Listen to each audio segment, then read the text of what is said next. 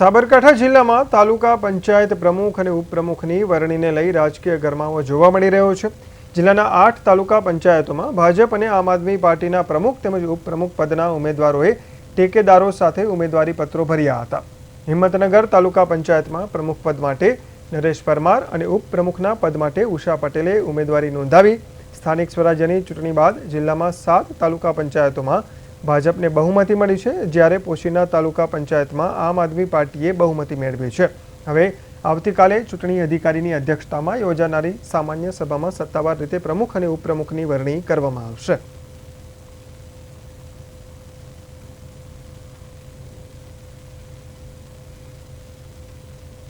તાલુકા પંચાયતના પ્રમુખશ્રીઓ, ઉપપ્રમુખશ્રીઓ અને કારોબારી અધ્યક્ષશ્રીઓ તેમજ દંડક અને પક્ષના નેતાઓની જે વરણી થવાની હોય છે એમાં આજરોજ હિંમતનગર ખાતે અમારા પક્ષની બેઠક મળી અને એમાં જે મેન્ડેટ મળ્યા એમાં મેન્ડેટની જે જાહેરાત કરવામાં આવી એમાં અમારા હિંમતનગર તાલુકા પંચાયતના પ્રમુખ તરીકે શ્રી નરેશભાઈ માવજીભાઈ પરમારનું હાલ મેન્ડેટ મળ્યું છે।